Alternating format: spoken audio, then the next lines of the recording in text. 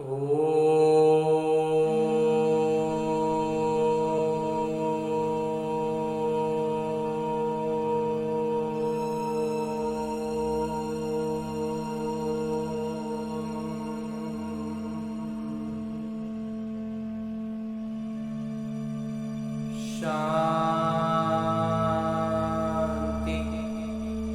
ओम शांति। बाबा बाबा ओम शांति। ओम शांति बाबा। आज 20 नवंबर 2023 की मुरली है। बाबा कह रहे, मीठे बच्चे, सर्वदा स्वस्थ और सर्वदा समृद्ध बनने के लिए तुम अभी सीधे सीधे अपना तन मन धन इंश्योर करो, पूरा सुनिश्चित कर दो सीधा सीधा बाबा को। इस समय ही ये बेहद का इंश्योरेंस होता है। अभी ही जब बाबा सीधे हमारे सम्मुख बैठे हो तभी ये काम हो सकता है कि हम अपना तन मन धन जो कुछ भी चाहे उसको उनके पास सुनिश्चित कर सकते हैं। ये इंश्योरेंस दोबारा फिर कभी नहीं होगा, कल बाद ही होगा। और आगे मेरे बाबा प्रश्न पूछ रहे हैं कि आपस में एक दूसरे को कौन सी स्मृति दिलाते उन्नति को पाना है। उत्तर बतलाते हैं मेरे बाबा कि एक दूसरे को स्मृति दिलाओ कि अब नाटक पूरा हुआ, वापस घर चलना है। अनेक बार ये किरदार निभाया, 84 जन्म पूरे किए, अब शरीर रूपी वस्त्र उतार घर चलेंगे। यही है तुम रूहानी समाज सेवी का सेवा। तुम रूहानी समाज सेवी सबको यही संदेश देते रहो कि देह सहित देह के सब संबंधों को भूल बाबा और घर को याद करो। सिर्फ बाबा को याद करते रहना है, तब हमारे विकर्म विनाश होते जाएंगे। गीत है छोड़ भी दे आकाश सिंहासन। ओम शांति। जहाँ गीता की पाठशालाएं होती हैं, वहाँ अक्सर करके ये गीत गाते हैं। गीता सुनाने वाले पहले ये श्लोक गाते हैं। ये जानते तो नहीं है कि किसको बुलाते हैं, ये जानते नहीं कि किसको बुलाते हैं, लेकिन ये श्लोक आते हैं कि इस समय धर्म ग्लानि, और इसी समय तो धर्म की ग्लानि हो रही है, लेकिन समझते नहीं है। पहले है प्रार्थना, फिर वो रिस्पॉन्स करते हैं कि आइए फिर से आकर गीता ज्ञान सुनाइए, क्योंकि पाप बहुत बढ़ गए हैं। वो फिर रिस्पॉन्स करते हैं कि हाँ, जब भारत के लोग पाप आत्मा दुखी बन जाते हैं, धर्म ग्लानि हो पड़ती है, तब मैं आता हूँ। स्वरूप बदलना पड़ता है, जरूर मनुष्य तन में ही आएंगे। रूप तो सब आत्माएं बदलती हैं। तुम आत्माएं असल में निराकारी हो, फिर यहाँ आकर आकारी साकार बनती हो, मनुष्य कहलाती हो। अभी मनुष्य पाप आत्मा पतित है, तो मुझे भी अपना रूप रचना पड़े। हम उनकी बात समझ पाए ना, इसलिए बाबा को इस पतित तन में आना पड़ता है, इस पतित रूप लेना पड़ता है। जैसे तुम निराकार से साकारी बने हो, मुझे भी बनना पड़े। इस पतित दुनिया में तो श्री कृष्ण आ न सके, वो तो है स्वर्ग के मालिक। समझते हैं श्री कृष्ण ने गीता सुनाई, परंतु श्री कृष्ण तो पतित दुनिया में हो न सके। उनका नाम, रूप, देश, काल, किरदार सब कुछ अलग है। ये बाबा बतलाते हैं। श्री कृष्ण को तो अपने माता पिता हैं, उन्होंने माँ के गर्भ से अपना रूप रचा। मैं तो गर्भ में नहीं आता, मुझे रथ तो जरूर चाहिए ना। बाबा तो गर्भ में नहीं आएंगे, तो उनको लेकिन चाहिए तो मनुष्य तन ही। तो मैं इनके बहुत जन्मों के अंत के जन्म में प्रवेश करता हूँ। पहला नंबर है तो श्री कृष्ण, इनके बहुत जन्मों के अंत का जन्म हुआ 84वां जन्म, तो मैं इनमें ही आता हूँ।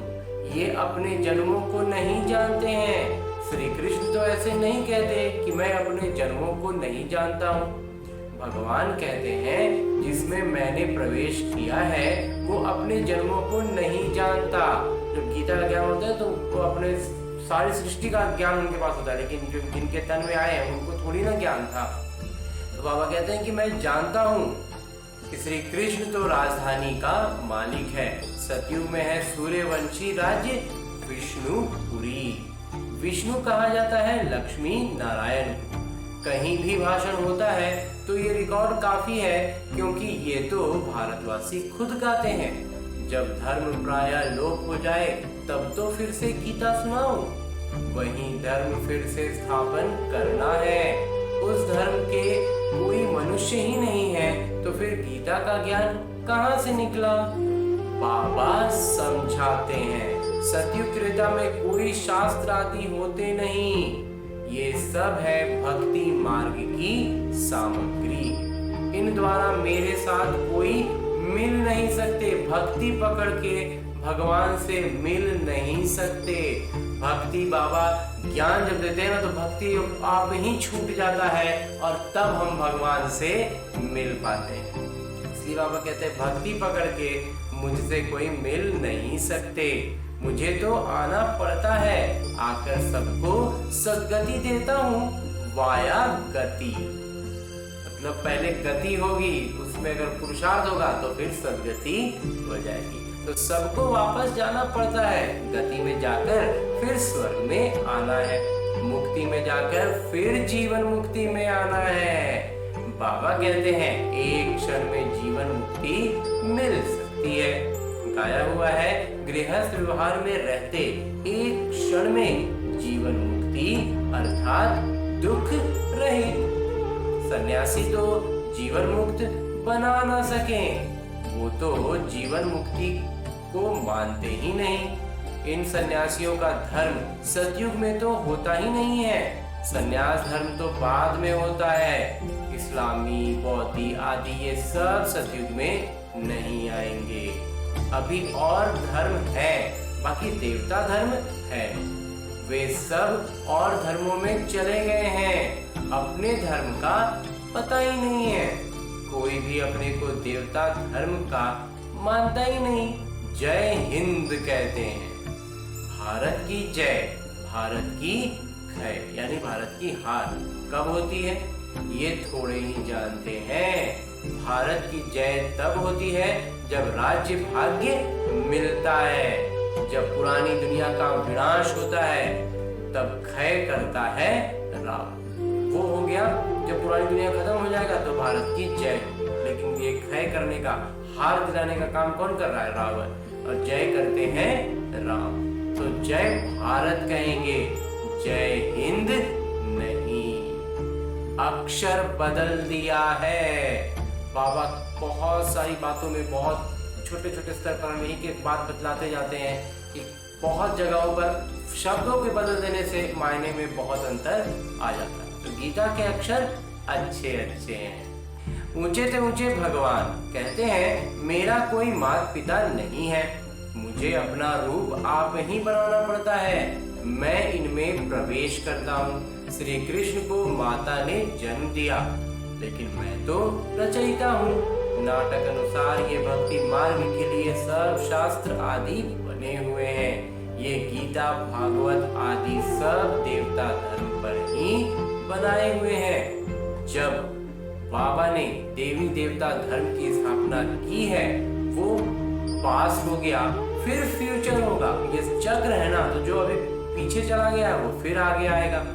आदि मध्य अंत को पास्ट, प्रेजेंट और फ्यूचर कहते हैं। इसमें आदि मध्य अंत का अर्थ अलग है। जो पास्ट हो गया वही फिर प्रेजेंट होता है, और जो पास्ट की कहानी सुनाते हैं वो फ्यूचर में रिपीट होगी।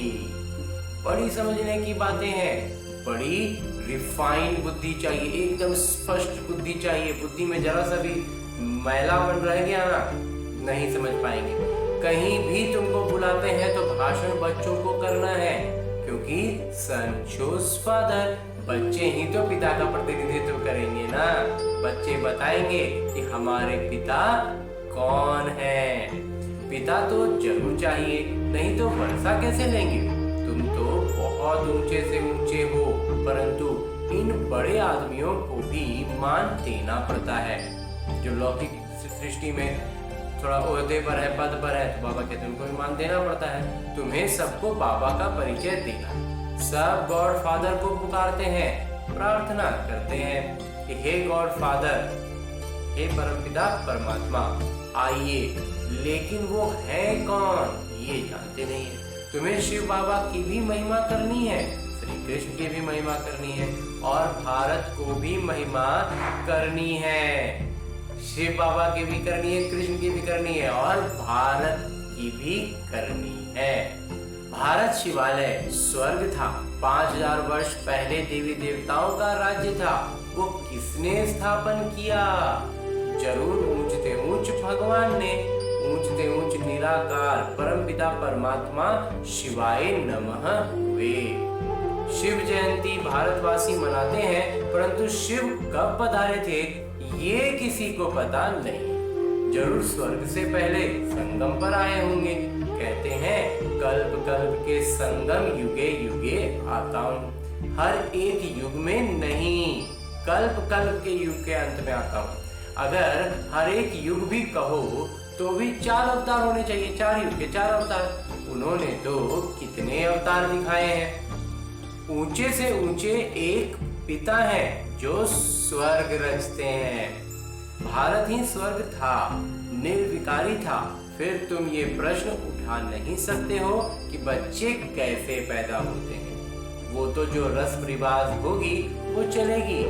तुम क्यों फिक्र करते हो? यहाँ पे जाके बुद्धि क्यों मूंझने लगती है? उसी में स्वर्ग में क्या होगा ना, उस स्वर्ग में देखेंगे। अभी हमें करना क्या है ना, उसमें हमें सारा पुरुषार्थ करना चाहिए। बाबा कहते हैं पहले तुम बाबा को तो जानो।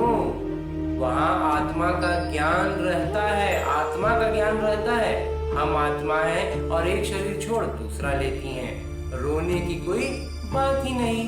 कभी अकाले मृत्यु नहीं होती है, खुशी से शरीर छोड़ देते हैं। तो बाबा ने समझाया है कि मैं कैसे रूप बदल कर आता हूँ।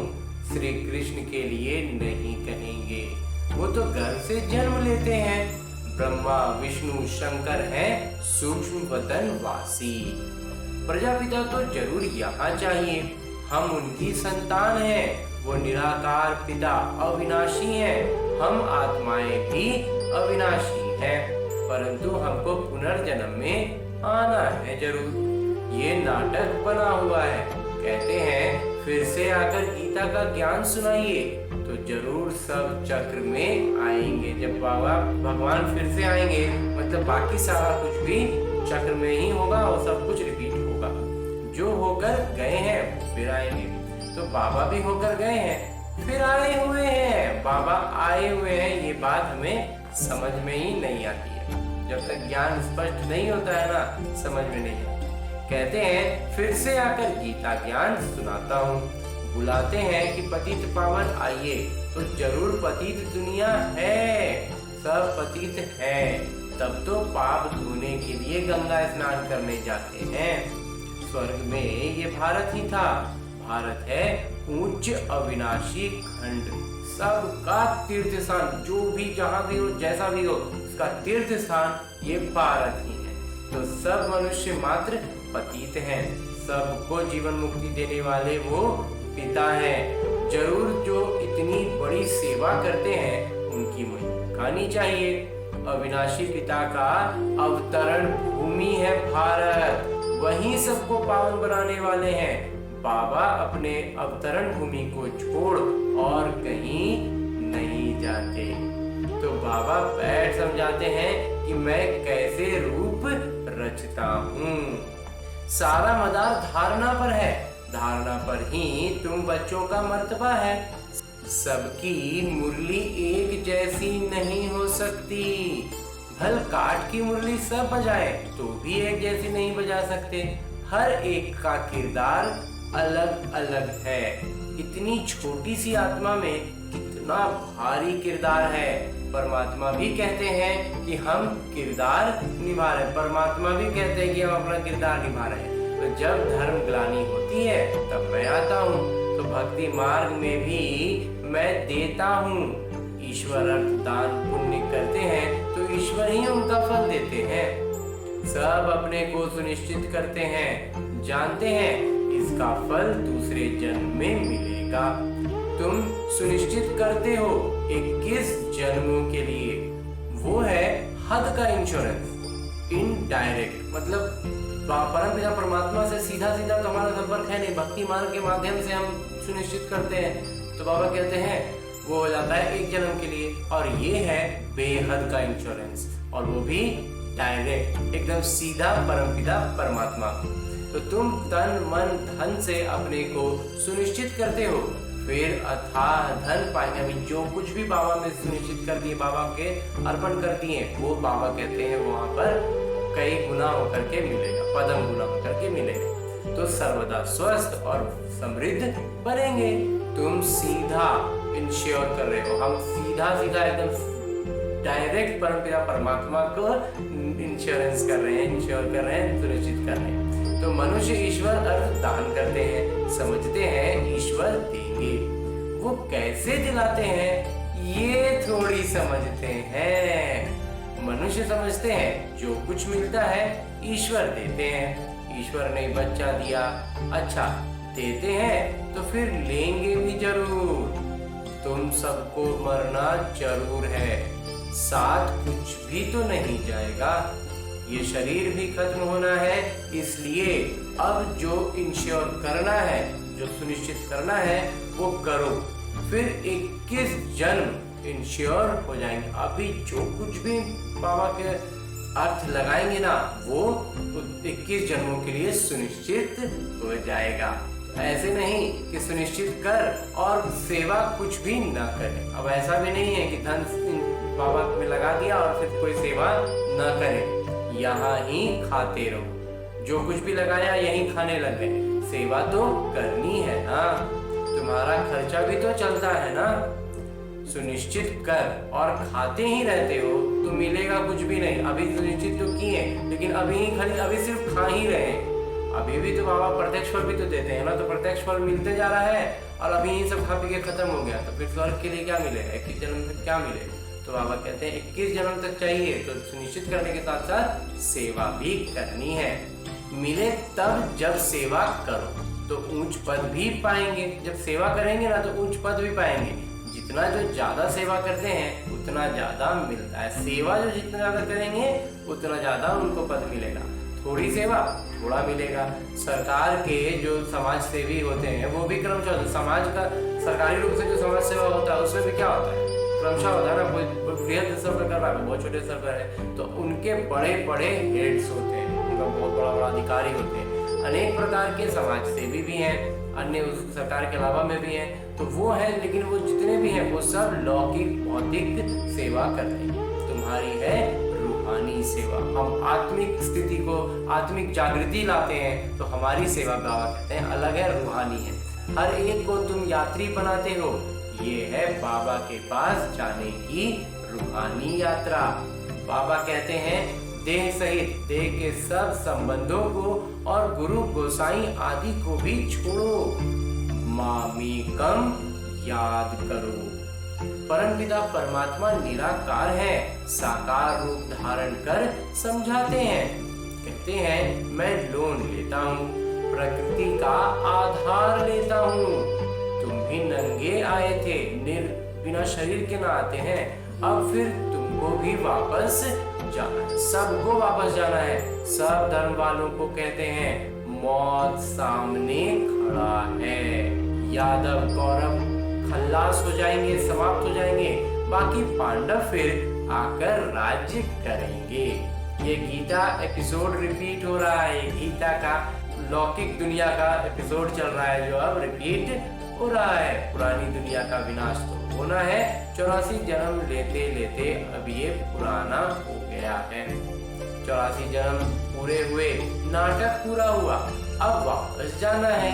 शरीर छोड़ घर जाते हैं, एक दूसरे को यही स्मृति दिलाते हैं कि अभी वापस जाना है। अनेक बार ये किरदार निभाया है 84 जन्म का। 84 जन्मों का किरदार जो है ना, ये हर बार हम लोग निभाते हैं, हर कल्प में निभाते हैं। तो ये नाटक अनादि बना हुआ है। जो जिस धर्म वाले हैं उनको अपने सेक्शन में जाना है। जो देवी देवता धर्म प्राय लोप हो गया है, उनके लिए ही तो कलम लग रही है। जो फूल होंगे वो आ जाएंगे। अच्छे अच्छे फूल आते हैं, फिर माया का तूफान लगने से गिर पड़ते हैं, फिर ज्ञान की संजीवनी बूटी मिलने से उठ पड़ते हैं। बाबा भी कहते हैं तुम शास्त्र पढ़ते आए हो। बरोबर इनके गुरु आदि भी थे, बहुत शास्त्र पढ़े थे और उनके गुरु भी बहुत सारे रखे थे, उन्होंने गुरु किया था। बाबा कहते हैं गुरुओं सहित सबकी सद्गति करने वाले एक ही हैं। एक क्षण में मुक्ति, जीवन मुक्ति।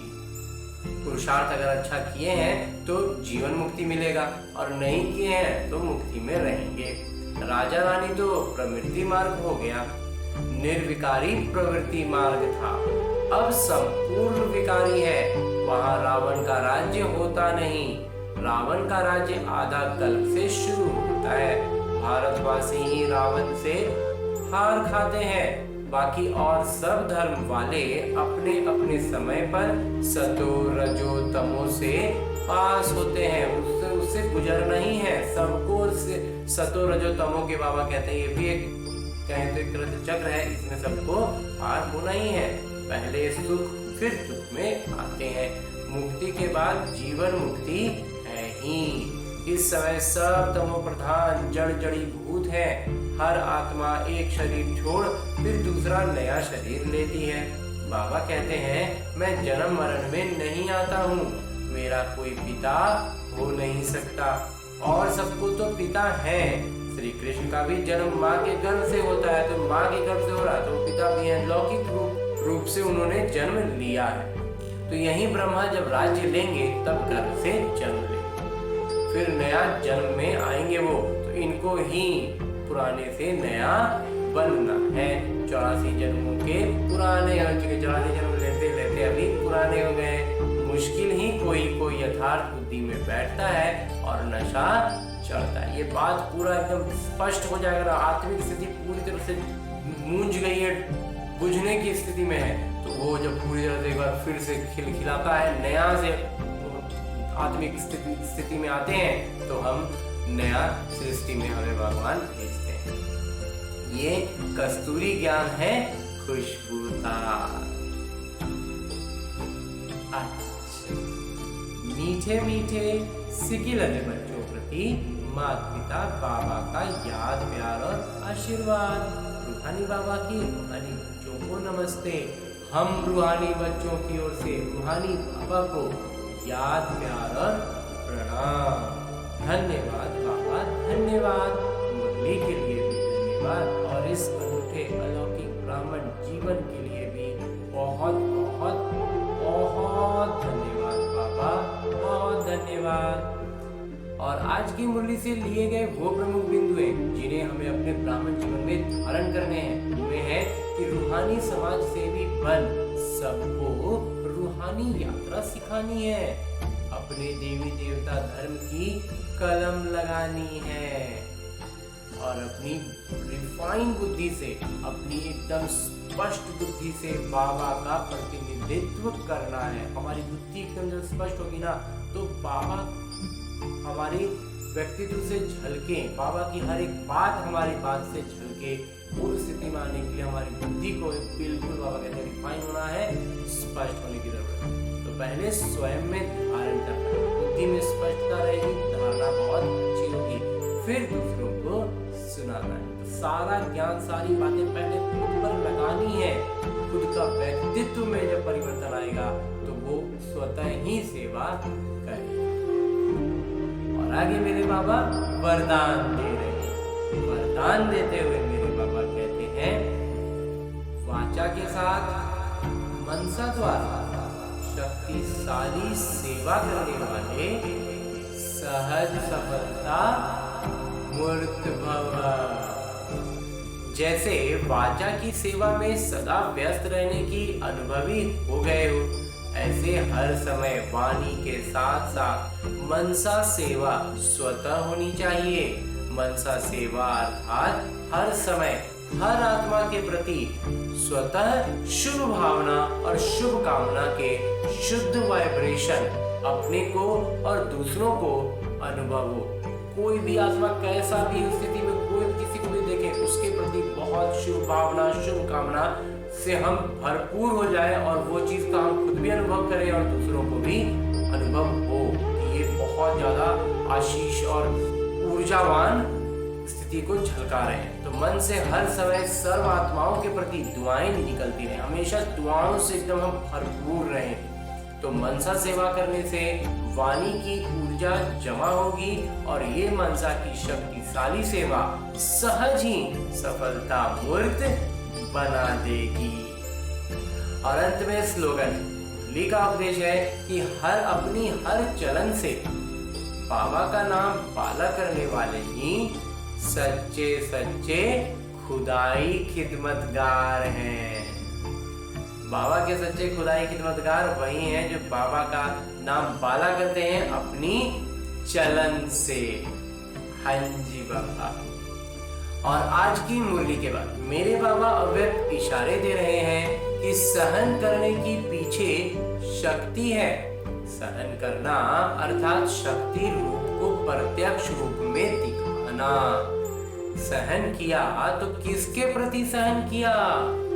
बाबा के आज्ञाकारी बनने के लिए सहन किया, दूसरों के लिए सहन नहीं किया। बाबा की आज्ञा मानी तो आज्ञा मानने की दुआएं जरूर मिलेंगी। अच्छा, ओम शांति बाबा, ओम शांति।